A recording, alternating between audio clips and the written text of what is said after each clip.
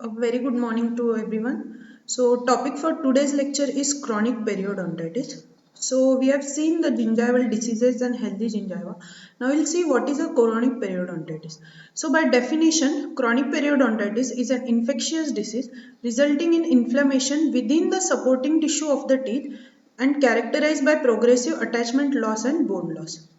So it is a disease involving the tissues around the tooth, that is your periodontal ligament and your alveolar bone. So there are three major clinical and etiological characteristics of this disease outlined by the above definition are: first is a microbial plaque formation, and second is periodontal inflammation, and third is loss of attachment and alveolar bone.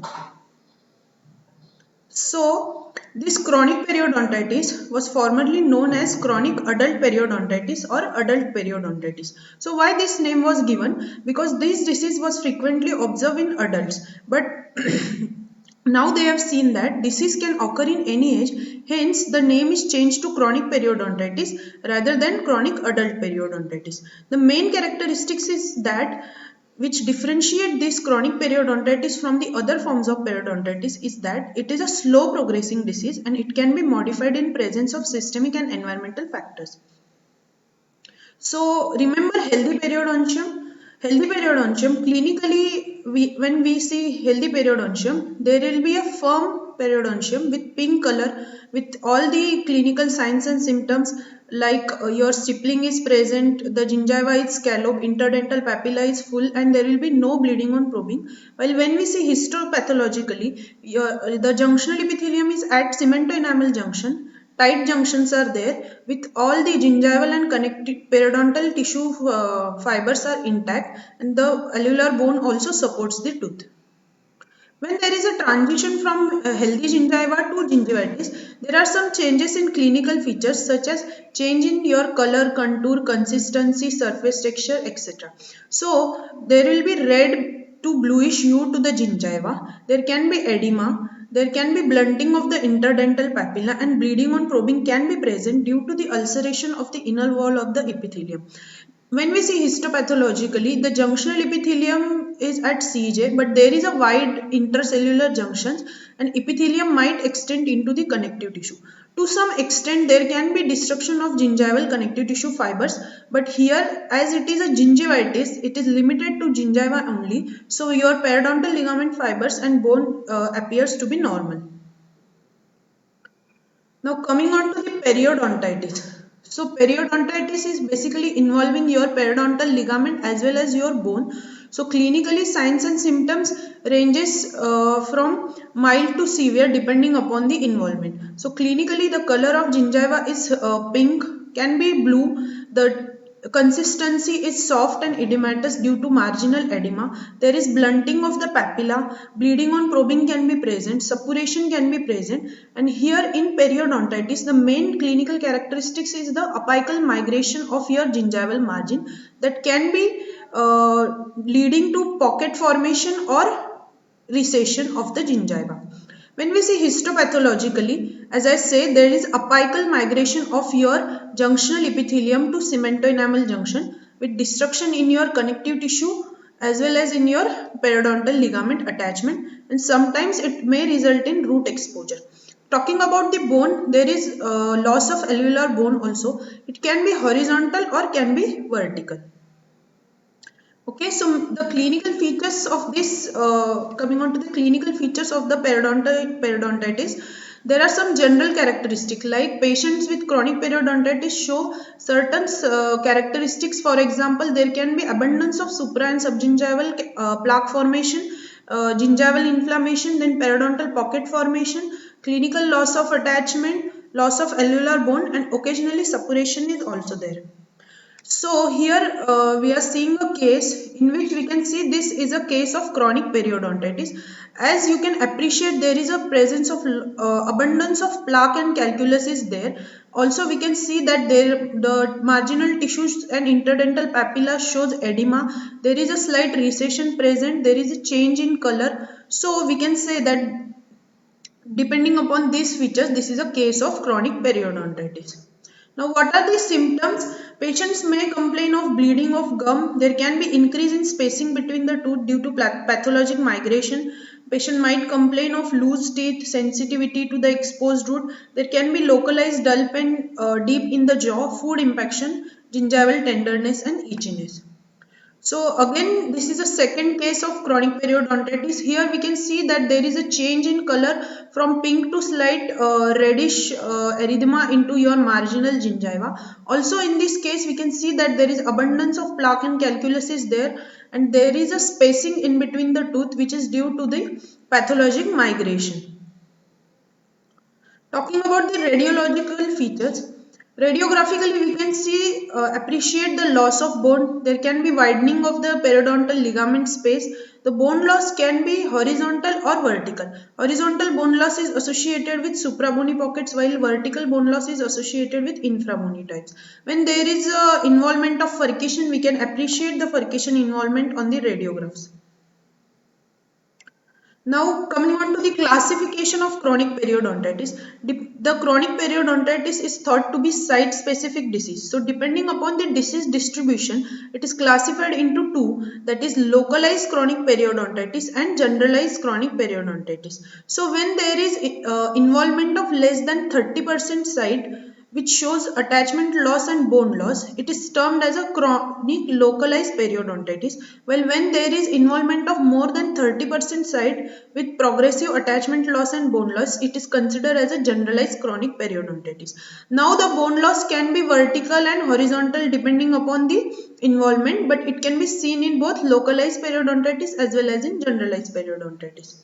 Now second classification is depending upon the disease severity, that is depending upon your clinical attachment loss. So it can be classified as slight, moderate and severe periodontitis. So in slight or mild periodontitis, their clinical attachment loss is not more than 1 to 2 mm. In moderate periodontitis, it is between 3 to 4 mm, and in severe periodontitis, it is 5 mm or more than 5 mm.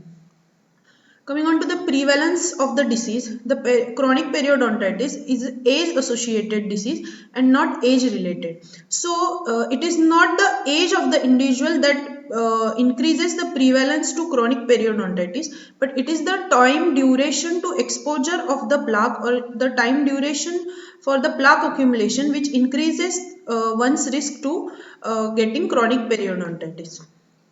So the disease progression, as I have said, it is a slow progressing disease, but it can be modified by systemic, environmental and behavioral factor.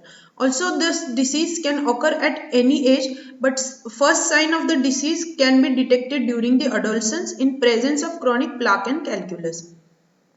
But the disease become significant in mid-30s and later. Now talking about the disease progression, there has been three models has been proposed for rate of the disease progression of chronic periodontitis. That is continuous model, random or episodic burst model and asynchronous multiple burst model. So what is this continuous burst model? This continuous models suggest that the disease progression rate is slow and continuous. Means what? The disease is constantly progressing at a rate of destruction throughout the duration of the disease.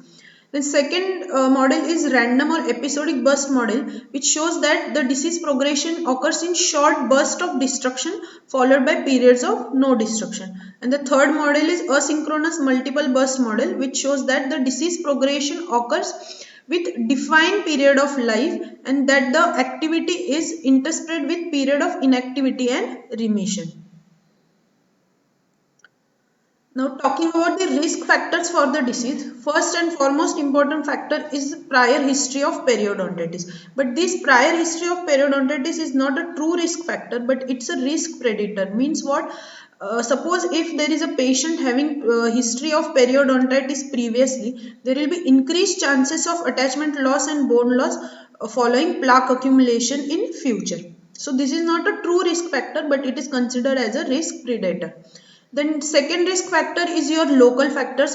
Local factor is what? Your accumulation of plaque and calculus, and also the factors which facilitate the plaque accumulation and prevent the removal of the plaque by oral hygiene measures.